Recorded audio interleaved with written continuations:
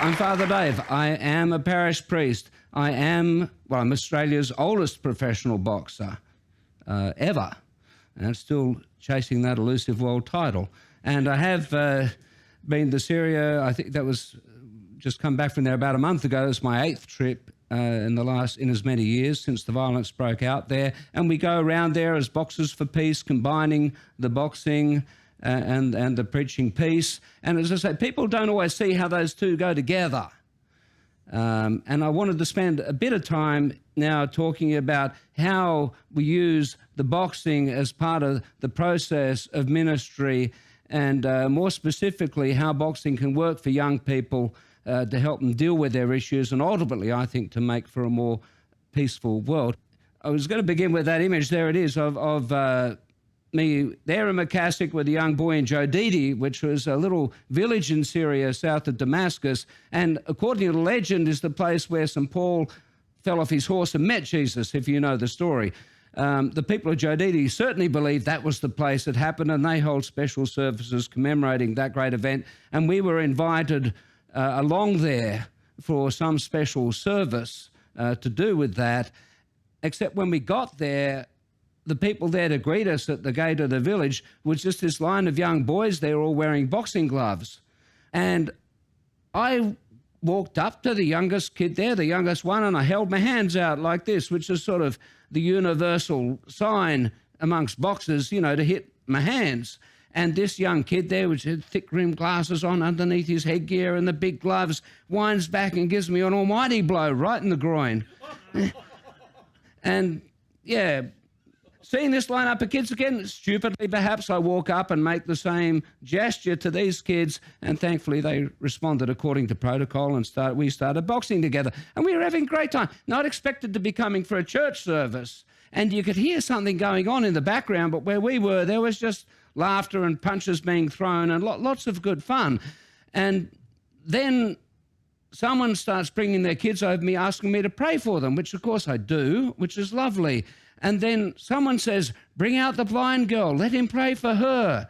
And then this lovely young girl, about the same age as my youngest friend, probably about 10 years old, comes out, and apparently she's been blind from birth, and she comes over to me, and of course I pray for her. I pray for her very sincerely. And then I get another group of kids come up and say, will you referee our boxing match? And I go, absolutely. And it's at that point I get a tap on the shoulder and spin round, and there finally is a member of the clergy, a priest, fully decked out.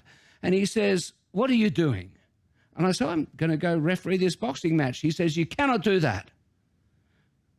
I say, why not? And he says, because you're a bunna, because you're, that's in Arabic, a priest. And because the service is still going, which it was, we could hear it in the background somewhere. So I had one of those sort of, what would Jesus do moments, and then I decided I went and refereed the boxing matches. Yeah? But as I say, some people don't get it. And it's generally religious people. It's generally not the people we're working with or the families of the kids we're working with. I've been in Dulwich Hill now in Sydney's inner west. I started there in 1990, so it's been almost 30 years now working with young people there. And one of the great things we did early on was start a get off the gear, get into the ring program, meaning gear, meaning heroin. We were very much the heroin capital of the inner west of Sydney back in the early 90s. It was a very rough place. We're not now. The area's changed. We've gone from being the heroin capital of the inner west to being the latte sipping capital of the inner west. But I'd like to think we had something to do with that, with cleaning up the problem, but probably mainly the quadrupling of housing prices did more than everything else. Back in the 90s, it was a very rough place. As a young person, you would not walk the streets at night. I took a sort of perverse pride, I think, at one point in the fact that we had 3 members of our church community who'd been shot. That's a lot in Sydney. I mean, I'm not talking about war veterans either, you know, through street crime. I mean, look, if you're watching the tape of this from Chicago, you're thinking, only 3. In Sydney, that's a lot, okay? We don't do gun crime here. It was a rough area. And we opened up our church hall as a youth drop-in centre to create a safe place for young people in Dulwich Hill, and that continued for about 25 years until 2 years ago we closed it because we realised we didn't need a safe haven for the kids anymore in our area. Dulwich Hill's become a safe place. But over those years, we lost a lot of kids. We saw literally a lot of kids die.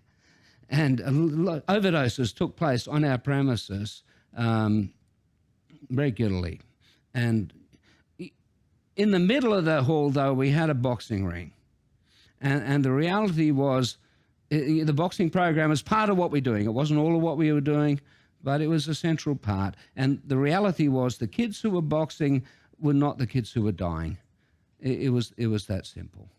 I mean, every year we'd see kids come through from the school mainly, you know, and some would, when they turned 18, some would go to jail, some would overdose, and others would get through. And generally the kids who were boxing were the ones that were getting through. And I used to say we had a 100% success rate with kids who actually went all the way to taking an amateur fight. And I've often spoken to school groups, you know, and I ask them, what do you think it is about boxing that works so well with young people at risk? And they almost never get it, or at least they never get it the way I think about it. It gives them something to do, which of course it does. It helps people feel good about themselves, which of course it does. It's generally only the teachers, when I'm speaking to a school group, that say it changes their peer group, and that's one of the key things. We live in, I think Robert Bly called it the sibling society, where young people get their whole world and values just from their peers. And when people ask me what I think young people most need in our community, the answer I always give is older people and people younger than themselves. They need to be restored to a real community. But it happens very beautifully in a boxing club where you have this mentoring relationship happen between normally a younger boy and an adult man, the trainer, who's generally a father himself. And you get this relationship of trust, one-on-one, and working together in a context which I think is quite unique in our society now.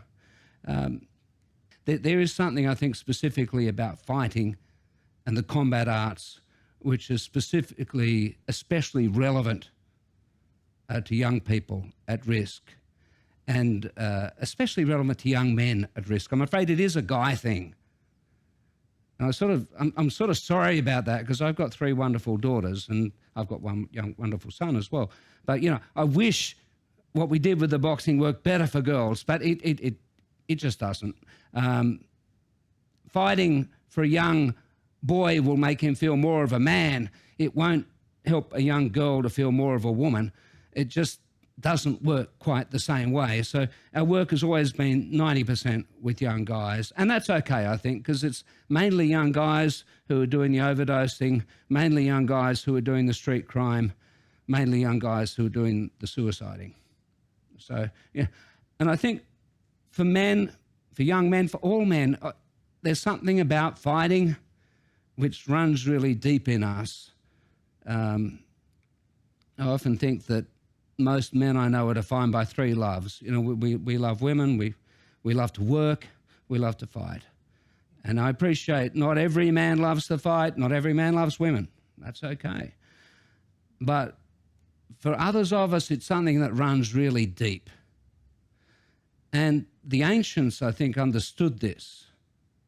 Philosophy was my first love, and if you've read Plato's Republic, I think it's very relevant to this. For those who haven't, the basic theme in the Republic is, you know, what is justice, what is goodness, and what is a good person? And Socrates says, well, let's look at the good society, the big model. That might help us understand what the good person is. And he says that the good society, well, any society, he says, has 3 elements in it. It has the rulers, it has the workers, and it has the army. And a good society is when each of those elements is doing its proper job. When the rulers are ruling, the workers are working, and the army is doing the fighting. Now, what Socrates says is for the individual human being, it's the same model, that what you've got is you've got the ruler, you've got the workers, and you've got what the Greeks call a themos, which is the fighting spirit. Which, see, interestingly, it's like 1/3 of the human person. this themos, this fighting spirit. And from the ancients' point of view, where you have a complete person is when all those things are doing their proper job, when the head's doing the thinking, when the limbs are doing the work, and when the themos, when the fighting spirit is doing the fighting. And I think there's great insight in that. We tend to think, there's too much aggression in this world, too much themos, to use the ancient Greek term. I don't think so. Mother Teresa had a lot of themos. Martin Luther King had a lot of themos. Mahatma Gandhi had a lot of themos. The problem, I think, we've got is not aggression. The problem is uncontrolled aggression.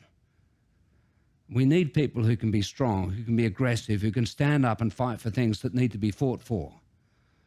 It's uncontrolled aggression, where it spurts out in destructive ways, in domestic violence, in internal violence.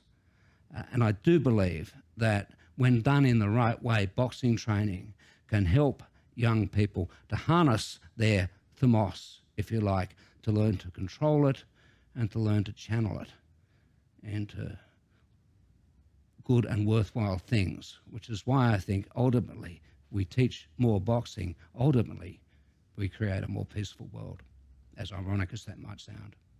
Thank you.